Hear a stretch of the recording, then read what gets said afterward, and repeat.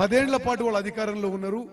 మేము డిసెంబర్ 7, 2023లో అధికారంలోకి రావడం జరిగింది.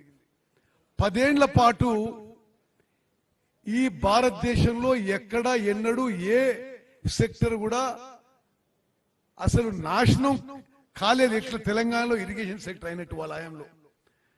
10 years లో మమ్మల్ని, మిమ్మల్ని, మన పిల్లల్ని, వాళ్ళ పిల్లల్ని తాకట్టు పెట్టి 1,00,000 కోట్ల అప్పు తీసుకొచ్చి 1,81,000 కోట్లు ఖర్చు పెట్టి నామమాత్రం ఆయకట్టు తీసుకొచ్చిన ఘనత మరి కేసీఆర్ కి, ఆ ప్రభుత్వానికి, అప్పుడున్న ఇరిగేషన్ మంత్రులకు దక్కుతుందని చెప్పి వేస్తున్నాను.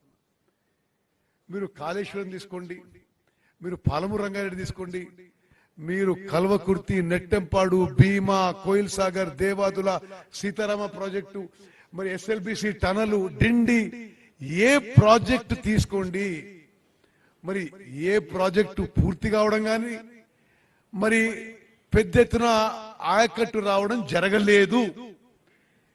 మీలో చాలా మంది వాళ్ళ దుష్ప్రచారము, ఒక డిఫమేటరీ స్టోరీ చదివి ఉంటారు. పాలమూరు రంగారెడ్డిలో మేము 90% ఖర్చు పెట్టినాం, అసలు ఇంకా 10% ఖర్చు పెట్టాల్సి ఉండే, మీరేం చేయలేదు. వాస్తవం ఏంటంటే అసలు ఉమ్మడి మహబూబ్ నగర్ జిల్లాకి, జిల్లా అవసరాలకి వాటర్ సోర్సు జూరాల నుంచి శ్రీశైలం షిఫ్ట్ చేయడమే ఘోర తప్పిదం. అది ఉమ్మడి మహబూబ్ నగర్ జిల్లా ప్రయోజనాలకి అసలు చాలా చాలా నష్టం చేసింది, డ్యామేజ్ చేసింది. The shifting of swords from Jurala to Srisailam huge blunder. మరి ఇంకా లోపల తీసుకుపోయి ఎక్కువ పంపింగ్ చేసి జీరో ఆయకట్టు ఇవ్వడం జరిగింది. అసలు ఆశ్చర్యం, వాళ్ళు చేసే దుష్ప్రచారం ఎంత ఘోరంగా ఉందంటే ఏదో వాళ్ళు గొప్పలు సాధించినట్టుగా.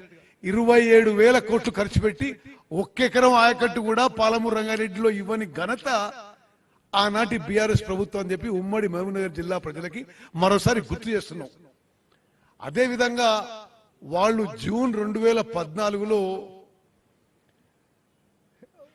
అధికారంలోకి వచ్చి 10 ఏళ్ల పాటు Kalwakurthy lift irrigation scheme pending లోనే ఉంది, భీమా పెండింగ్ లోనే ఉంది, కోయిల్ సాగర్ పెండింగ్ లోనే ఉంది,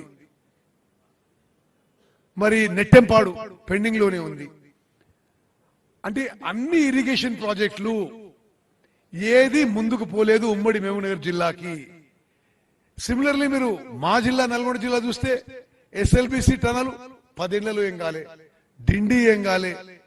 మరి అటు ఖమ్మం పోతే సీతారామ ప్రాజెక్టు 1 ఎకరం ఆయకట్టు రాలే, 8,000 కోట్లు ఖర్చు పెట్టింది. మరి కాళేశ్వరం సంగతి మనకు తెలుసు, 1,00,000 కోట్లు ఖర్చు పెట్టి వాళ్ళ హయాంలోనే డిజైన్ చేయబడ్డది, నిర్మించబడ్డది, వాళ్ళ హయాంలోనే కూలిపోయింది. సో దీని సారాంశం ఏంటంటే ఇరిగేషన్ సెక్టర్ ని పూర్తిగా ధ్వంసం చేసింది గత బీఆర్ఎస్ ప్రభుత్వం. ఇక వాళ్ళకి ఇరిగేషన్ గురించి మాట్లాడే అర్హత లేదు అని చెప్పి నేను మనం చేస్తున్నా. ఈరోజు ఈ 2-3 రోజుల ఒక పెద్ద మనిషి సీఎం గారికి నాకు లెటర్ రాస్తున్నాడు, ఈ పంపుని ఇట్లా ఆపరేట్ చేయాలి, ఈ పంపుని ఇన్ని గంటలు ఆపరేట్ చేయాలి. అసలు నిజంగా కొద్దిగా సిగ్గుపడాలి. మీరు ఇరిగేషన్ లో మీరు చేసిన పనులకి ఈ రాష్ట్రం ఇప్పటికీ ఆ భారం మోస్తున్నది. ఇది ఆ 1,00,000 కోట్ల భారం మొత్తం ఖర్చు పెట్టింది.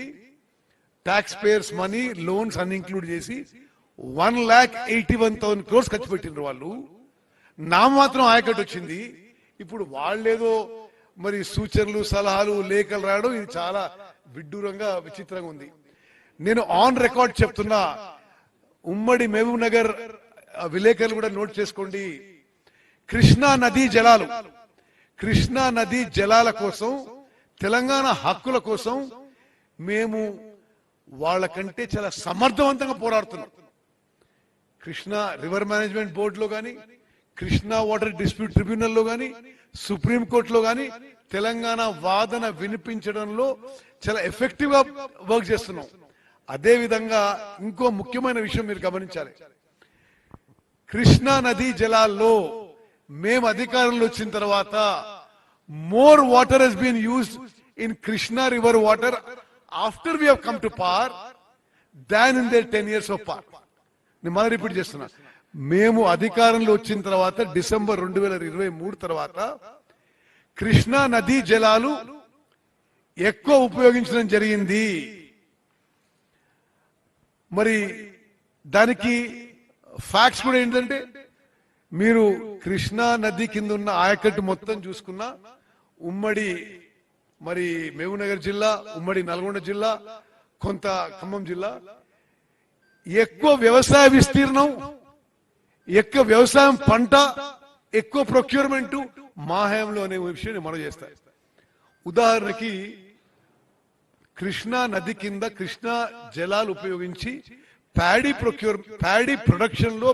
ప్రొక్యూర్మెంట్ లో కృష్ణా బేసిన్ లో రికార్డు స్థాయి పంట పండింది, రికార్డు స్థాయి ప్రొక్యూర్మెంట్ జరిగింది మేము అధికారంలో వచ్చిన తర్వాత.